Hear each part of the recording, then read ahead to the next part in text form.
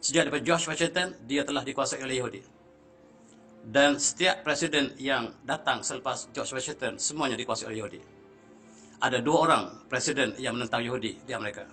Kedua-duanya mati ditembak, yaitu Abraham Lincoln yang enggan untuk masuk Persatuan Freemason.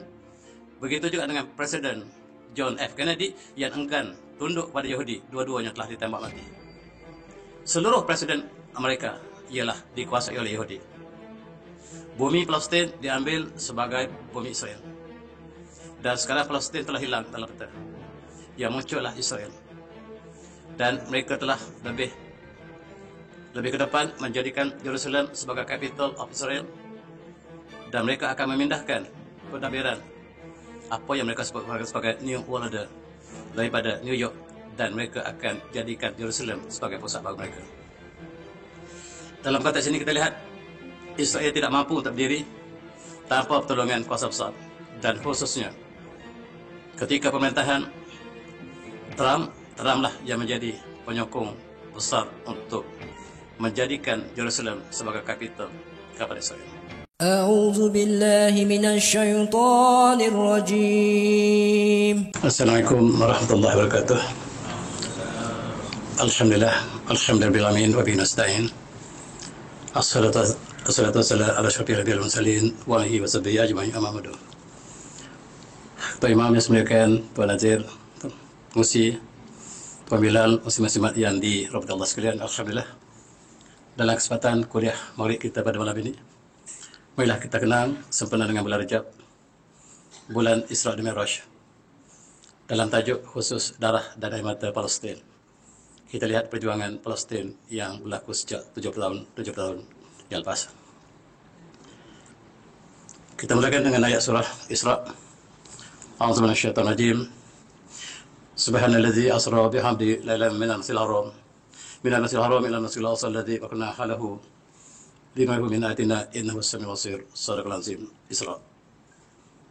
Maha suci Allah yang mengisrakan hamba-Nya pada satu malam dari Masjidil Haram ke Masjidil Aqsa, yang kami berkat sekelilingnya supaya kami perlihatkan tanda-tanda keagungan kami, dan sesungguhnya Allah Maha mendengar lagi Maha melihat.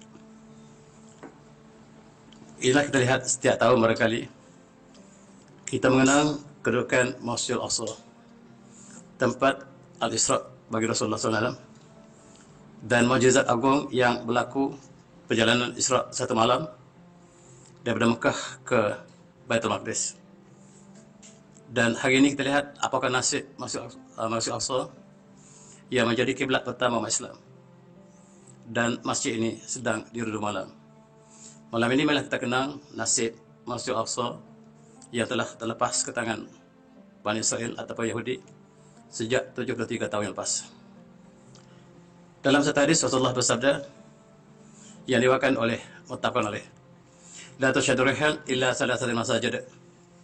Tidaklah perlu kita bersusah payah menyediakan kenderaan untuk melawat kecuali 3 buah masjid. Al-Masjidil Haram, Masjid Rasulullah SAW, wa Masjidil Aqsa. Masjid yang harus kita bersusah payah untuk mengunjungi ialah Masjidil Haram, yang Allah berikan kelebihan, Masjid Nabawi di Madinah, dan Masjid Aqsa. 3 masjid yang menduduki tempat yang paling suci dalam Islam.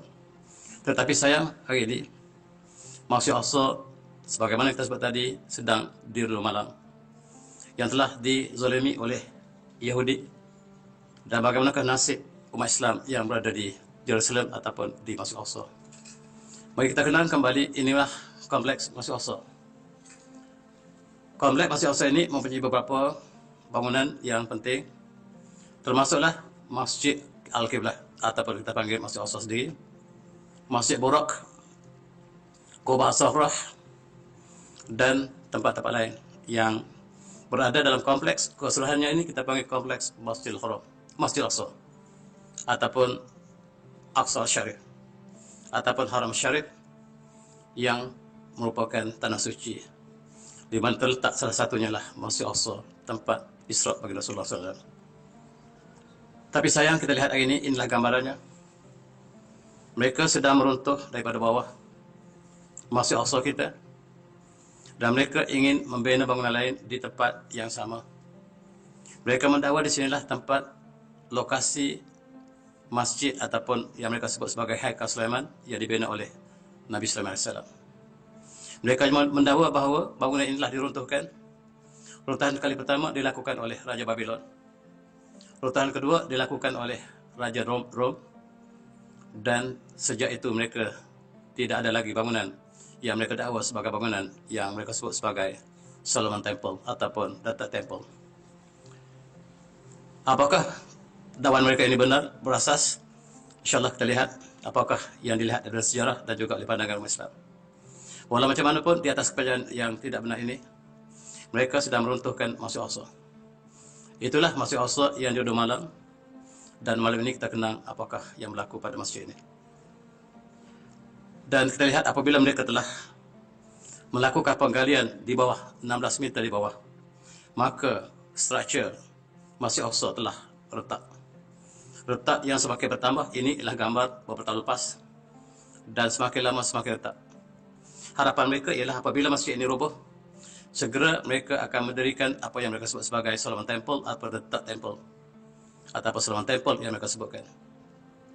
Masa untuk mendirikan Solomon Temple, masa telah berlalu. Sepatutnya 10 tahun lepas mereka telah dirikan. Tetapi sampai hari ini mereka tidak berjaya untuk melakukannya. Perjuangan dilakukan oleh umat Islam, khususnya penduduk Palestin, yang berjuang pertahankan masjid kiblat pertama umat Islam ini. Dalam konteks ini kita lihat inilah rupanya di bawah Masjid Al-Aqsa. Bahkan daripada sudut yang jarang kita lihat, kawasan ini telah dirobohkan.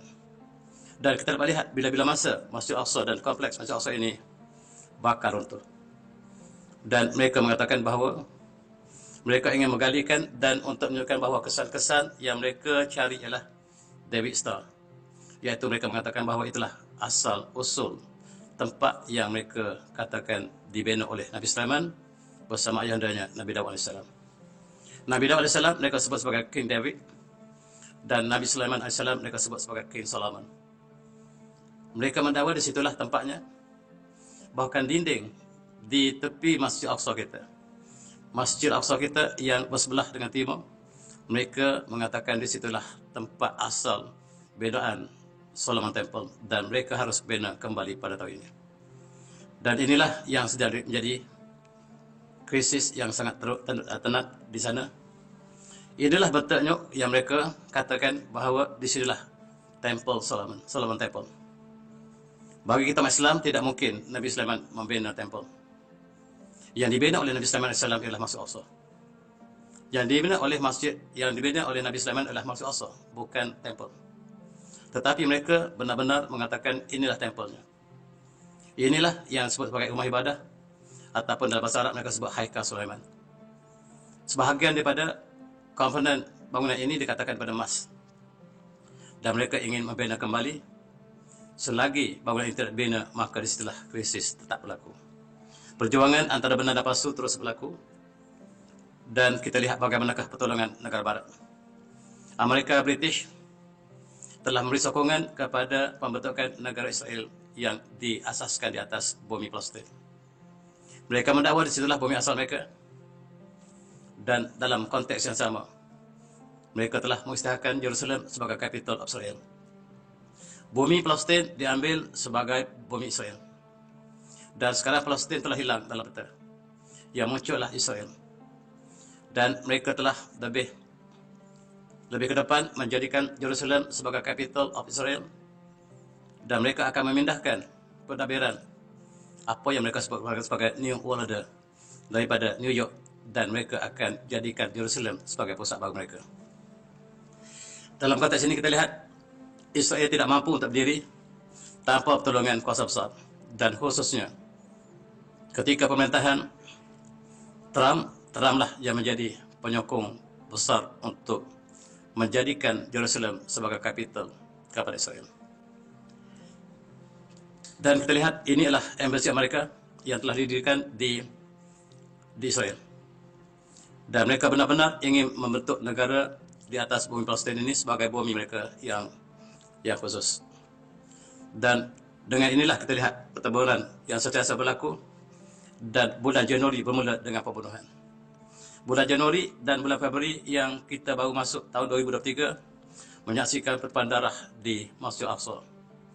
Mereka telah menceroboh pelarian umat Islam yang berada di Janin sebagaimana tuan-tuan baca dalam berita sehari dua lepas, dan mereka membunuh beberapa orang kanak-kanak dan juga orang dewasa, dan itulah yang dilakukan oleh mereka.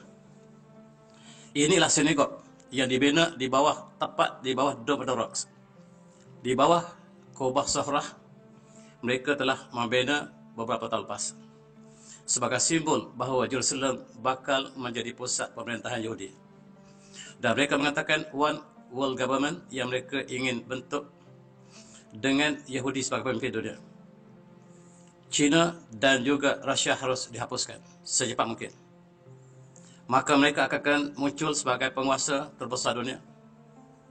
Dan mereka ingin menjadikan Jerusalem sebagai pusat pemerintahan baru Yahudi menggantikan mereka.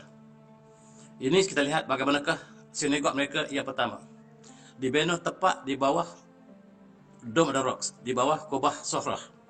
Dan ini sebagai simbol betapanya New World Order di bumi Palestin.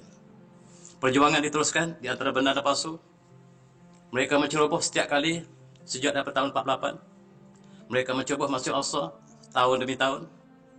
Dan bagaimanakah penderitaan yang dialami oleh umat Palestin? Sejarah menyaksikan mereka diburu setiap tahun sejak daripada 1948. Sejak tahun 1948 mereka dibunuh. Mereka dihalau dari bumi mereka sendiri. Kemudian mereka juga telah berperang dalam peperangan tahun 1967. Peperangan yang berlaku dan mencurahkan darah dan air mata.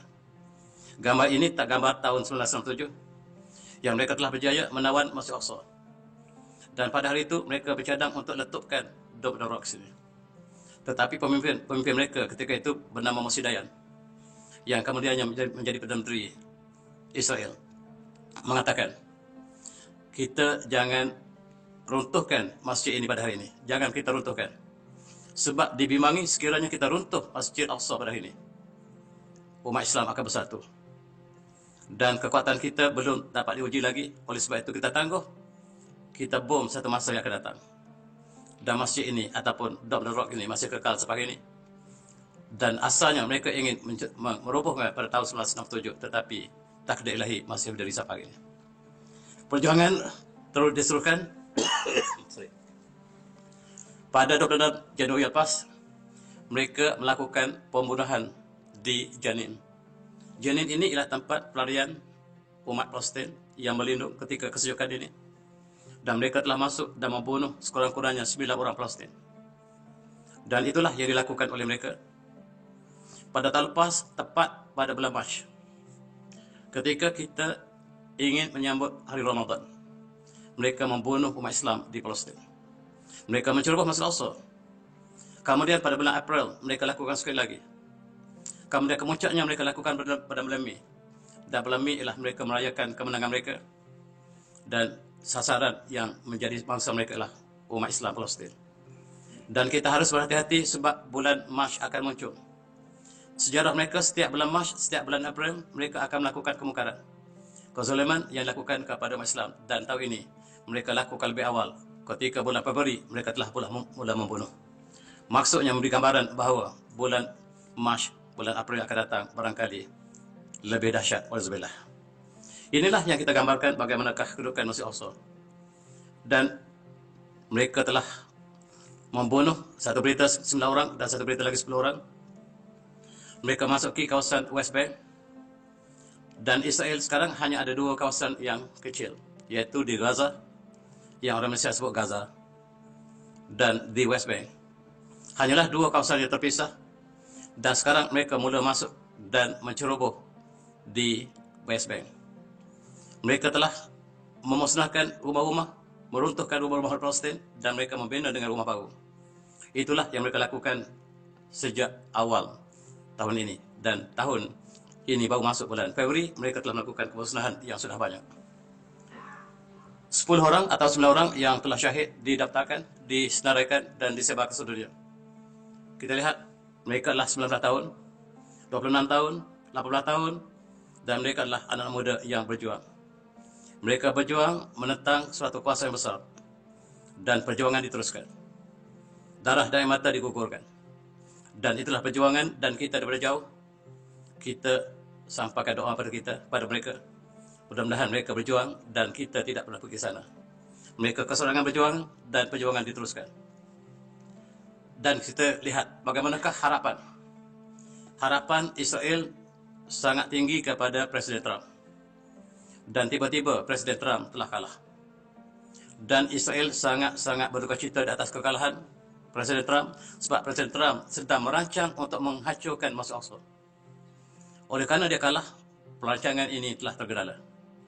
Dan mereka sangat mengharapkan dalam pertandingan ataupun pertandingan presiden akan datang, pilihan presiden akan datang, mereka mencadangkan Trump akan mengambil sekali lagi Presiden Amerika.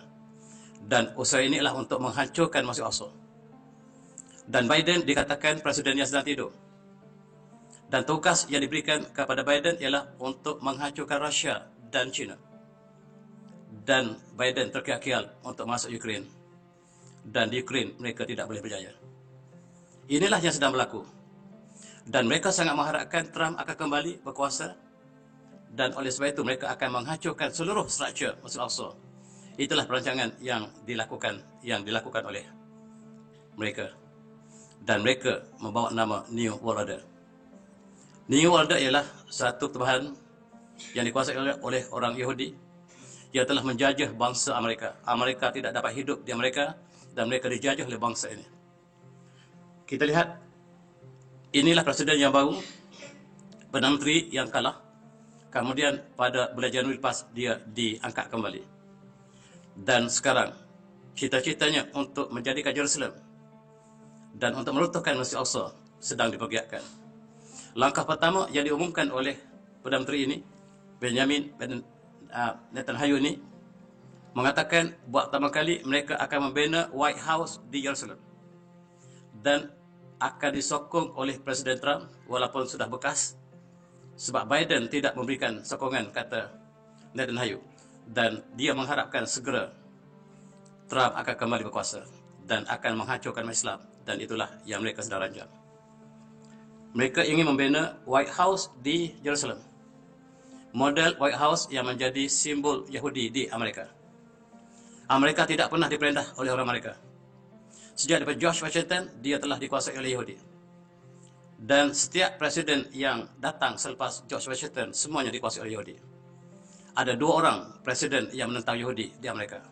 Kedua-duanya mati ditembak, iaitu Abraham Lincoln yang enggan untuk masuk Persatuan Freemason.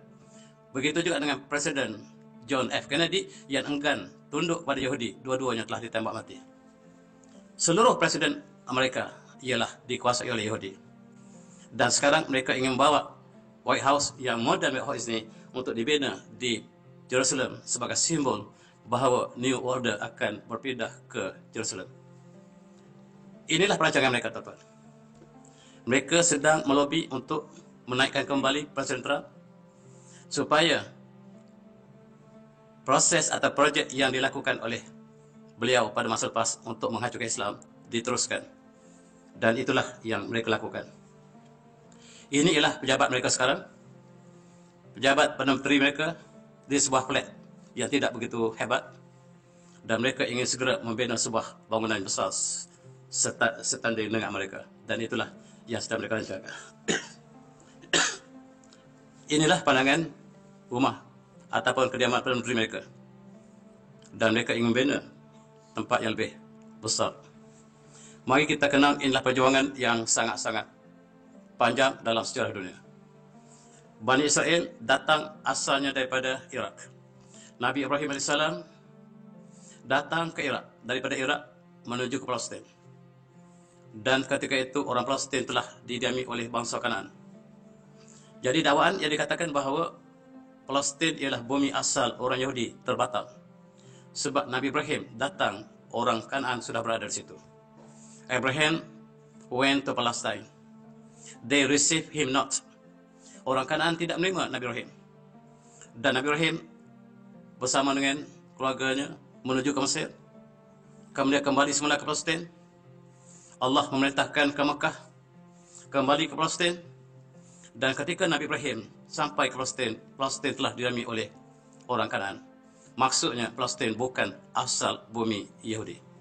Ataupun Israel hanyalah lahir selepas Nabi Ibrahim AS melahirkan anandanya Nabi Isa AS, dan Nabi Isa melahirkan Nabi Israel ataupun Nabi Yakub AS.